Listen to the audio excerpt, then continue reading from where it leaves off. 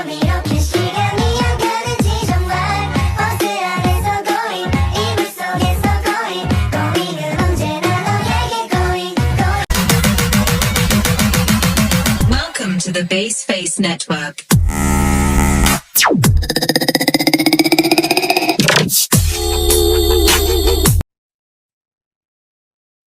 Selamat pagi, yang terhormat Miss Renisa Helena Putri, SEMSI, selaku dosen pengampu mata kuliah Teori Pengambilan Keputusan. Perkenalkan, nama saya Indra Tambunan dengan NPM 2141186 dari Prodi S1 Manajemen, kelas Manajemen 21 Gabungan.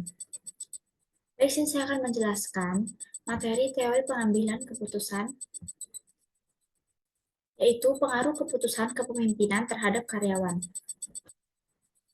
Pengertian. Pengaruh keputusan kepemimpinan terhadap karyawan adalah konsep bahwa tindakan dan keputusan yang diambil oleh seorang pemimpin dalam suatu organisasi atau tim dapat mempengaruhi motivasi, perilaku, dan kinerja karyawan. Ini mencakup bagaimana gaya kepemimpinan, pengambilan keputusan, dan interaksi pemimpin dengan karyawan dapat membentuk lingkungan kerja dan budaya organisasi. Pemimpin yang bijak dan berkomunikasi yang baik, serta membuat keputusan yang mendukung karyawan, cenderung memotivasi dan menginspirasi mereka untuk bekerja dengan lebih baik.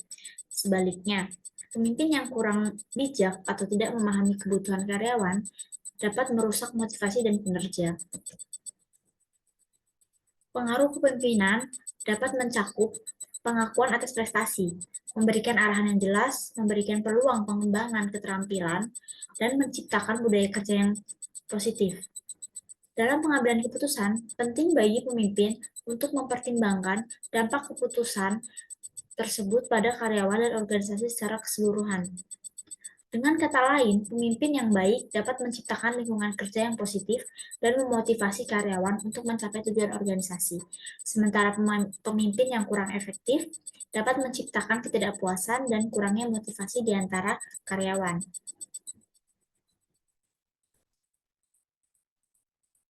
Berikut adalah beberapa pengaruh keputusan kepemimpinan terhadap karyawan. Yang pertama ada motivasi.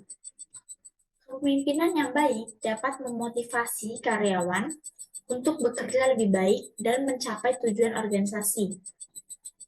Hal ini dapat menciptakan kinerja karyawan dan produktivitas organisasi. Yang kedua ada kepuasan kerja. Kepemimpinan yang baik dapat meningkatkan kepuasan kerja karyawan.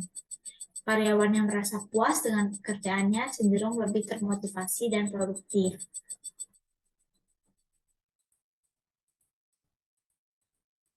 Loyalitas. Kepemimpinan yang baik dapat meningkatkan loyalitas karyawan terhadap organisasi. Karyawan yang merasa dihargai dan didukung oleh pemimpin cenderung lebih setia dan berkomitmen pada organisasi. Yang keempat ada kinerja. Kepemimpinan yang baik dapat meningkatkan kinerja karyawan.